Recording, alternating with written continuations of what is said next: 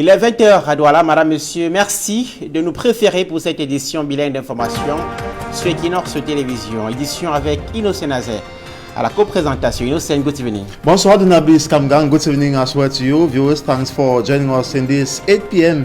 bilingual newscast on Equinox Television. In our top stories, 2 young men, 16 and 21 years old, have been apprehended by elements of the Fumbot Public Security Police Station over attempts of killing their master, a man who contracted them to work in his farm. They succeeded to inflict him injuries on the face, the head with deadly objects. They as well succeeded to take from him the sum of 700,000 francs CFA and his mobile telephone. That led to the tracking and arrest in Limbe. Also, public security elements have arrested several persons, including young ladies in the Douala 3 subdivision for indulging in acts of juvenile delinquency. The operation carried out on the night of Saturday aims at flushing out moral decadence in the subdivision. Those were top stories. Le sommaire du 20h ce soir, il tente d'assassiner le patron. Des employés s'en sont violemment pris à leur employeur à Fumbot dans la région de l'Ouest. Leur objectif, dérober ce patron de la somme de 700 000 francs CFA, mais le cavale n'a pas mis bien longtemps. Ils ont été interpellés par les forces de sécurité. Précision dans le 20h. Le braconnage menace la survie du parc national de Dendeng dans la région de l'Est. Créée il y a à peine 10 ans, cette réserve faunique subit une pression inédite sur les espèces protégées dans son périmètre. Des activités légales qui menacent son expansion. Détails à suivre dans notre journal. Madame, Monsieur, bienvenue au 20h.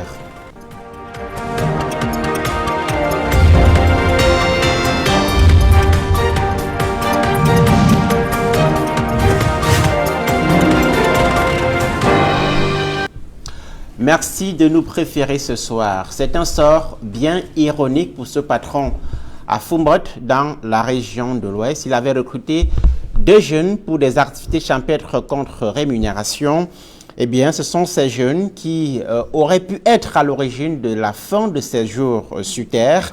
Après l'avoir tabassé et tranché plusieurs fois à la machette, ils lui ont dérobé la somme de 700 000 francs CFA avant d'être interpellés par les forces de sécurité. Retour sur les faits avec Vivien Tonfac et Robert Kenyé à Bafoussam. Martin Kongnou croyait aider ces jeunes à vivre de la sueur de leur front quand il les recrute fin octobre dernier pour des activités champêtres dans sa plantation au village Maka, arrondissement de Fumbot. J'ai demandé le gars pour aller travailler au champ. On m'a présenté ces 2 gars-là. Isolé dans la plantation avec ceux-là, qu'il considérait dès lors comme ses employés, il ne tardera pas à découvrir leur réel visage. Quand j'arrive au champ, je leur demande pourquoi vous n'avez pas travaillé. Ils me disent que le champ était vaste, ils ne connaissent pas la limite du champ. C'est là où alors je tourne derrière la maison, ils commencent à me poignarder partout. L'autre me frappe avec la machette derrière. Dès que je tourne, l'autre frappe la machette devant. Comme ça, l'autre a frappé avec le bâton devant avant que je puisse tomber. Le croyant mort, ses bourreaux le délestent d'une somme d'argent estimée à 700 000 francs CFA. Sauf que l'idée d'ajouter le téléphone portable de leur victime à leur butin permettra plutôt de laisser des indices pour leur traque. Ils ont pris mon téléphone, allaient utiliser ce qu'on a trappé dans le téléphone avant de les prendre. L'enquête diligentée par le commissariat de sécurité publique de Fumbot permettra de traquer dans le sud-ouest Alien Brice Fongnou et Rigobel Songnou, âgés respectivement de 16 et de 21 ans. L'enquête a commencé à Fumbot, où une recherche active s'est engagée une fois que nous avons été mis au courant des faits. Et au cours de cette recherche, les informations glanées nous ont permis de savoir qu'ils avaient pris la route de Bamenda. Nous avons activé les collègues de cette ville-là qui ont retrouvé leurs traces. Mais au moment de leur interpellation, ils avaient déjà quitté la ville. La recherche s'est donc poursuivie et c'est finalement à Limbe que leur cavale va prendre fin. Ces 2 jeunes présumés agresseurs ont été présentés devant le procureur de la République de Fumbot pour répondre des charges qui pèsent contre eux. C'est l'une des dernières années des réserves fauniques au Cameroun. Le parc national de Dendeng dans la région de l'Est a été créé pour barrer la voie à l'exploitation illégale des ressources fauniques dans cette zone essentiellement forestière. Mais la pression qu'exercent les activités légales sur cette réserve faunique montre que le chemin est encore long, mais alors très long. Illustration avec cette importante cargaison d'espèces protégées que les autorités viennent d'intercepter. Valeur financière, 2 millions de francs CFA. Précision à Bertois, Benjamin Issam, notre correspondant sur place. Le trafic de viande de brousse ne faiblit pas dans la région de l'Est. La réserve de Ndengdeng reste le lieu d'approvisionnement des braconniers. Une importante cargaison de viande de brousse vient d'être saisie au poste avancé de Mambaya par les agents des eaux et forêts. Depuis aujourd'hui quelques mois, nous sommes sur la trace de quelques individus qui font le trafic de viande de brousse à proximité du parc national Ndengdeng et sur l'autre rive de la Sanaga-Rouchaba précisément. Donc les informations que nous avons reçues il y a cela 2 jours samedi, faisaient état de ceux qui allaient sortir avec une importante cargaison de viande de brousse pour alimenter c'est ainsi que mes équipes et moi, nous sommes dépêchés pour tendre une embuscade au niveau d'un de nos postes avancés de surveillance à Mambaya. Un véritable pillage des espèces fauniques, même celles dites protégées. Les espèces saisies, nous avons les grandes antilopes, les émouchères, les tamouchères, les biches, pangolins géants, les attéreux, et bien d'autres espèces que l'on a pu démontrer avant de procéder à la protection. Cette cargaison de viande, évaluée à près de 2 millions de francs, a été vendue aux enchères publiques dans la cour intérieure de la délégation régionale des forêts et de la faune de l'Est. Les braconniers n'ont pas trop de choix que de changer de métier. Nous invitons toujours les braconniers à changer de métier. Parce que la protection de la faune, c'est notre mission. Et ce n'est pas seulement pour le ministère que nous faisons, c'est un patrimoine national. Donc nous invitons les uns les autres à respecter la loi. Les auteurs de ce trafic de viande et de brousse encourent une peine de privation de liberté de 3 ans. C'est un véritable casse-tête pour les pouvoirs publics, l'insertion socio-professionnelle des jeunes. Même formés à l'université, l'emploi n'est pas garanti à la sortie. Cette problématique est au cœur de la rentrée 2021 à l'université de Tchang. Cet institut académique accueille cette année 28 000 étudiants. Les précisions de Leclerc Sakem à Bafoussam. Le signal a été donné il y a plusieurs années déjà. Songer au sein de nos universités en formant des étudiants à la création des richesses et de l'emploi et non plus des éternels chercheurs d'emploi. Si cette politique est assez bien accueillie au sein des milieux universitaires, la mayonnaise tarde encore à prendre du fait de multiples intox. Il faut avoir plus d'équipements et plus de soutien aussi financier pour pouvoir acheter nos équipements. On devait produire sur grande échelle pour démontrer à tout le monde qu'on peut associer la pisciculture avec l'agriculture et avoir des produits bio tout en recyclant de l'eau. Un problème de financement et d'équipement.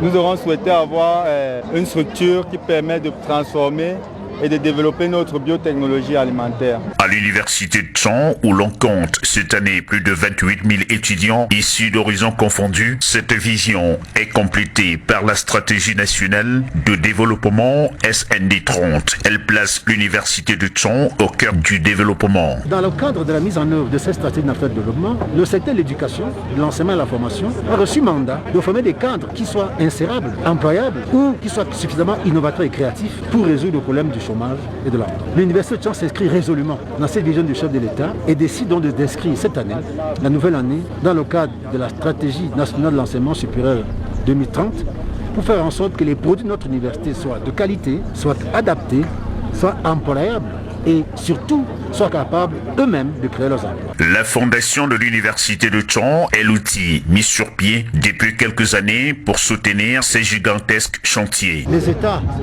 quel que soit le parti du monde où on se trouve, n'ont jamais assez d'argent pour financer leurs devoirs régaliens. Dans le cas d'espèce, la Fondation Université contribue à accompagner l'État dans la formation des Camerounaises et des Camerounais pour le cas qui nous concerne, qui sont inscrits à l'Université de Tchang. C'est donc un outil partenariat très important qui doit permettre à faire en sorte que les limites que l'on peut observer dans le financement public trouvent une réponse adéquate. Des aspects de la vie universitaire qui viennent d'être passés en revue au cours de la semaine scientifique et culturelle de l'Université de Tchang et de la cérémonie de rentrée solennelle qu'a abrité le campus principal de cette institution. Dites-moi quels sont vos rapports aux fruits et je vous dirai si vous êtes moins exposé à certaines pathologies. Eh bien, les bienfaits nutritionnels des fruits ne sont plus à démontrer, mais au Cameroun, les populations tardent à intégrer cette réalité. Une conférence vient de se pencher sur les apports des fruits dans le renforcement des défenses de l'organisme contre certaines pathologies comme le cancer ou encore les affections cardiovasculaires. Les précisions de Claude Ekwa et Nadine Yambou. Créer une production assez dense et diversifiée, la consommation des fruits et légumes au Cameroun demeure encore très insuffisante. Comme principale raison, des enseignants-chercheurs en sciences évoquent l'ignorance des populations sur les bienfaits de ces aliments, en plus l'utilisation des engrais chimiques lors de la production de ces cultures qui détend sur la qualité de ces produits. Ils ne savent pas qu'il faut consommer jusqu'à 5 portions de fruits et légumes, mais ils savent quand même qu'ils doivent consommer les fruits et légumes. Le moment de consommation qu'on ne connaît pas, c'est ça qu'on ne consomme pas assez de fruits et légumes. Il y a également ces fruits qui sont produits avec beaucoup d'engrais et de pesticides. Par exemple, vous voulez bien acheter un fruit, j'ai vu des gens qui se plaignent, ils ont acheté un fruit, ils déposent à la maison, le fruit est déjà pourri. Finalement, ils se posent la question, est-ce que je dois encore consommer les fruits et légumes? Les spécialistes de la santé se veulent clairs. Une trop faible consommation des fruits et légumes dans notre alimentation entraîne des maladies cardiovasculaires et certains cancers. En consommant de la sauce tomate, vous voyez les tomates pullulent dans nos marchés, ça pourrit, vous prévenez le cancer de la prostate. Et il y a même des recherches qui ont montré qu'en consommant de la sauce tomate, la qualité des spermatozoïdes est améliorée. Parce que quand nous nous rendons compte qu'on consomme beaucoup plus des produits synthétisés pendant que nos fruits sont en train de pourrir sur le marché, nous devons apprendre à les transformer en jus et les consommer facilement, amener les enfants à les consommer et ça nous éviterait d'être tout le temps à l'hôpital pour acheter des médicaments. Au-delà des valeurs nutritionnelles des fruits et légumes pour la santé, ce sont des enjeux économiques qui se dessinent autour de cette filière. Grâce à cette conférence scientifique du département de biochimie de l'université de Douala, l'opportunité est donnée aux jeunes de s'investir dans la transformation et de réduire de façon considérable les pertes liées à la production. Dans le marché camerounais, comme vous le voyez vous-même, et la transformation est faible.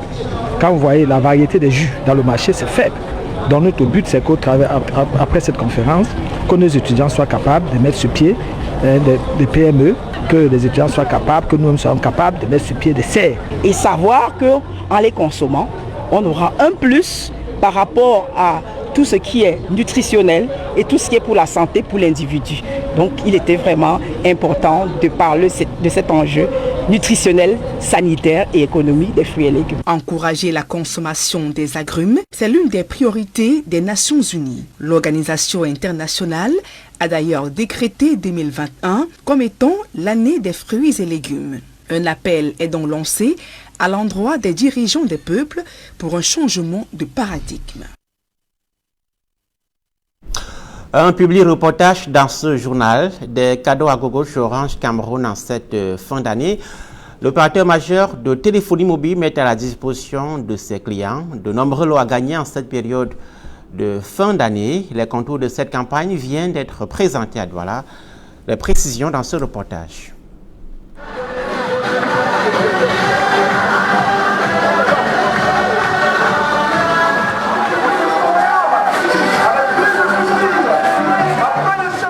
La fin d'année chez Orange Cameroun s'annonce beaucoup plus palpitante avec de nombreuses surprises. L'annonce s'est faite lors de la cérémonie de lancement officiel de la campagne End of Year avec une offre bien connue et courue par les nombreux abonnés. Il s'agit d'Orange Bonus, qui, au-delà des options classiques, va un peu plus loin. Afin de gratifier les kings et queens que constitue sa clientèle, de nombreux présents pour mieux passer les fêtes de fin d'année, mais aussi la Coupe d'Afrique. Nous lançons notre traditionnelle campagne de fin d'année, la End of Year, offerte par Orange, à l'issue de laquelle nous aurons de nombreux gagnants. Il faut noter également que cette End of Year tombe dans un contexte assez particulier, à savoir l'organisation au Cameroun après 50 ans de la CAN Total Energy qui aura lieu dans environ 50 jours. And just be glad because Orange Cameroun is not only about bundles, voice or internet bundles. No, it's also about welcoming you but thanking you for your loyalty. Nous promettons à nos chers consommateurs au cours des 3 prochains mois, tous les consommateurs Orange qui souscriront à Orange Bonus, qui sont des forfaits d'appel et des forfaits Internet, pourront gagner chaque 5 minutes 5 000 francs, pourront également gagner 500 Smart TV qui sont à partager pendant ces 3 mois à nos chers consommateurs et également 15 voitures de marque Toyota qui sont également partagées à nos chers consommateurs. Pour tout client, il est possible d'être admissible à cette offre. Pour pouvoir être éligible, c'est vraiment très simple. Il faut souscrire à un forfait d'appel ou alors un forfait Internet Orange Bonus à travers le code dièse 111 étoile 1 dièse ou alors sur notre application digitale My Orange. Ce sont des forfaits accessibles à partir de 100 francs, 200 francs qui convient à toutes les différentes bourses et l'abonné a simplement à souscrire, bénéficier de son volume d'appel ou Internet et il pourra être tiré au sort et soit gagner 5 000 francs chaque 5 minutes, soit avoir la chance de gagner son Smart TV pour pouvoir vivre la CAN pleinement, soit alors de pouvoir gagner un véhicule Toyota Starlet. Au-delà d'une campagne, c'est aussi l'occasion pour Orange Cameroun de renforcer la relation de confiance avec ses millions d'abonnés en leur permettant de vivre leurs émotions et surpasser leurs difficultés. It's also a great opportunity for Orange Cameroon to thank all the customers, all Orange customers, just to remind them how amazing, incredible they have been during the year. To participate, it's just easy. You just have to subscribe to Orange Bonus Bundles, voice or data bundles at #111*1#. And you just need to stand your chance to win. Enjoy this campaign, this very amazing campaign. Une cérémonie qui a été rehaussée grâce à la présence de Sa Majesté le Roi Bell, mais aussi des influenceurs et de nombreux invités de marque qui ont communié dans une ambiance féerique. Orange. Voici à présent la deuxième partie de ce 20h en langue anglaise avec Innocent Nazaire. Good evening, Osman. Merci de Nablis Kamgang. Bonsoir une fois de plus. Good evening once again to you as well, viewers. Thanks for staying with us for the second segment of this newscast. Several persons, including young ladies, have been apprehended by security officials in the Douala 3 subdivision for indulging in acts of juvenile delinquency. Others for non-possession of the national identity cards. The operation carried out Saturday night aims at flushing away moral decadence in the subdivision. Details with Charles Sekome. A joint operation carried out by the police and gendarmerie forces sweeping through the localities of the Douala 3 municipality. Their objective to fish out juvenile delinquents,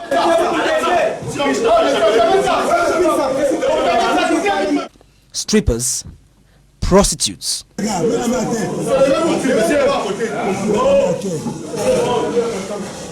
and those without identification papers. For over 6 hours, this operation finally yielded fruits, with so many defaulters apprehended, most of whom are youths in their 20s.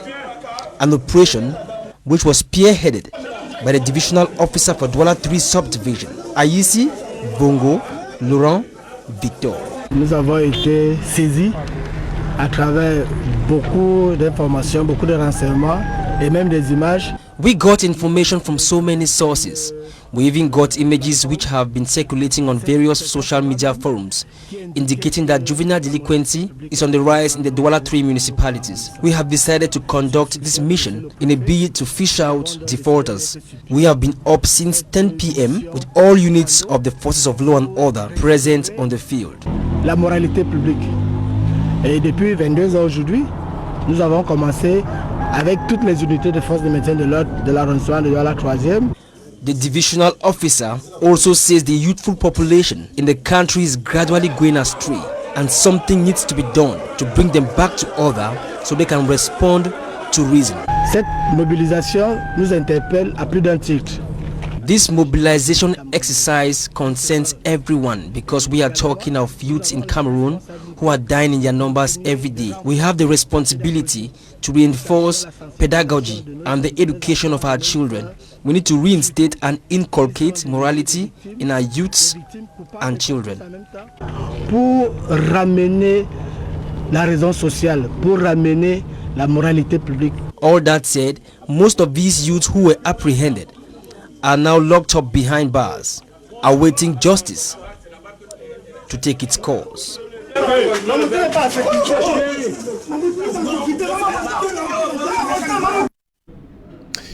From Douala, we move to the west region of Cameroon, where a man called Martin Kongnui almost lost his life in Fumbot after he was aggressed by two young men, 16 and 21 years old. He had employed to work in his farmland in Maka village in Fumbot subdivision of the west region. He was inflicted injuries on the heads and face with deadly objects, and the sum of 700,000 francs CFA taken from him, including his mobile telephone, that led to their tracking and arrest in Limbe, southwest region. Following investigation launched, they had first escaped to Bamenda before moving to Limbe. Both corporates have been presented by the Fumbot State, presented before the Fumbot State Council to answer to charges levied against them. It should be noticed they were apprehended by elements of the Fumbot Public Security Police Station. And we go over to Limbe in the southwest region, where infighting is said to be tearing the Limbe Council apart. Party position, connection, and the law are said to be the root causes of the conflicts that attracted the attention of the senior divisional officer, who has promised to address the infighting once the African Nations Cup comes to an end. Details with Davidson Maimo. In a closed-door meeting with city councillors to quell down the ongoing crisis at the Limbe City Council, sources say the FACO senior divisional officer in Gamba, Emmanuel Edu, told them he is aware of what is happening at the level of the Limbe City Council and that they should suspend everything until after the African Cup of Nations, which Limbe is one of the host cities. Our sources further state no one was given room to speak, as the meeting did not last up to 5 minutes with the senior divisional officer, the lone speaker. It is alleged the emergency meeting is as a result of information circulating that some city councillors have been signing a document to demand for an extraordinary session to better address the crisis. It is equally alleged some of those who have signed have started receiving threats from some quarters. The allegations also have it that a build-up of a vote of non-confidence by some of the 75 councillors of the 3 subdivisional councils making up the Limbe City Council was ongoing. The crisis within the Limbe City Council is said to have deteriorated after a leaked document of sexual harassment addressed to some high quarters in Yaoundé was seen circulating on social media. The ongoing crisis is said to be tearing not just the workers of the Limbe City Council apart, but has created divisions and factions within all 3 subdivisional councils and the CPDM party. Pundits say a mix-up of personal connection, party position and job description are the root causes of the crisis within the Limbe City Council under the CPDM. A fact-finding in local health areas in 5 regions of Cameroon has revealed doubts and more questions on the transparency and accountability of the COVID-19 funds management in the country. The findings were revealed to civil society actors in the nation's political capital, Yaoundé. For me, Armstrong Sanda reports. The management response of the coronavirus pandemic in Cameroon remains overshadowed by questions on transparency and accountability mechanisms as regards the funds allocated for that purpose close to 2 years after. It is our work to ask pertinent questions. It is our duty to make sure that this country runs smoothly. And I want you to also know that accountability and transparency leads to sustainable development goals. If you're not accountable, there cannot be peace. If you're not accountable, there's poverty because there are funds that are being misused. So CITAP is here to make sure that we engage with citizens in making sure that they ask these questions, and we engage with the government to also include civil society organizations when they are doing matters that concern us, because these monies were distributed for the population and they need to also partake in making sure that it is used perfectly. Fact-tracking the incident management impact on rural communities in 5 regions in Cameroon, CITAP, in collaboration with Action for Development Empowerment and partners, presented a disturbing findings in Yaoundé. In some primary health care services, access to water is very difficult. Electricity is a challenge in all of the 18 primary health care services we visited in these 5 regions. They don't even have generators. And how do they keep or store these COVID vaccines? These are questions, or these are things that government should look into. We will focus on grassroots communities because these are the people that need this information. These are the people that need these services more and more. So we are calling on the government to make sure that this primary health care services have the basic needs, such as beds, refrigerators for the COVID vaccines, so that it's going to encourage citizens to take the vaccines. People are reluctant in getting the vaccines because they don't trust the government. Findings saluted by keynote speaker and civil society actor Edith Kawala. I think that this work which these young, all of them are very young citizens, are doing is so important. Citizenship is about us playing our role by following public finance, by asking questions, by gathering information, by demanding accountability. They are playing one of the most important roles in citizenship. Concluding the CITAP coalition meeting placed on gauging the transparency of the COVID-19 incidents management response in Cameroon, Nancy Cyborg of ADI reiterated that their aim is to help the government build credibility by improving on its accountability and transparency. Officials at the Worldwide Fund for Nature Protection say damaging the ecological system, like the case of Cameroon, will prevent the nation from having a resilient economy that could be beneficial to Cameroonians in particular and the nation as a whole. In order to achieve this, the nature must be protected. Mala Glory, Fashion Details. Adopting ecological sound approach to Africa's development and recovery will enable more effective growth and alleviate poverty on the continent.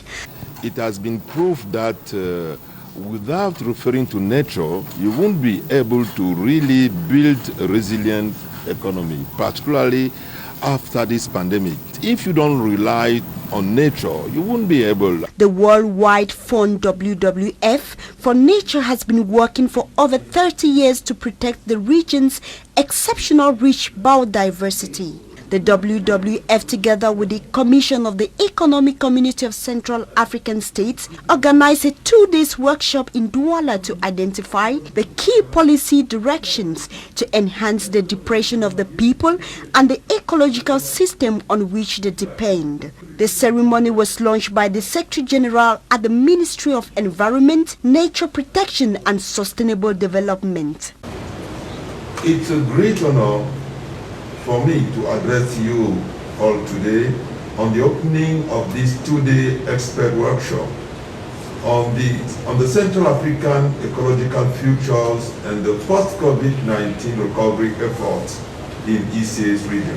During this workshop, the issue on deck is the COVID-19 pandemic, which has as well affected the African's economy. What we're bringing is actually, as you say, technical, which is very important in the sense that you see, we're talking about recovery. Post-COVID-19 recovery. We are using the term also green, meaning what? That as you have heard, most of the country has actually developed a green recovery plan, the country. So putting actually the emphasis and the priority on investing on certain areas which are necessary for the socio-economic development of Africa. The participants at the end of the 2 days workshop should be able to develop a pathway to sustainable development as they look for solutions on Central African ecological futures and post-COVID-19 recovery. That reports by Malak Glorians this 8 p.m. bilingual newscast on Equinox television. Thanks so much for watching. Do have a nice company on Equinox television. Coming up next, La Vérité en face. Donabis Kamgang, bonne soirée à vous aussi. Excellente soirée, nous, madame, monsieur. Merci de nous écouter. Vous restez sur notre antenne puisque nos programmes, évidemment, se poursuivent.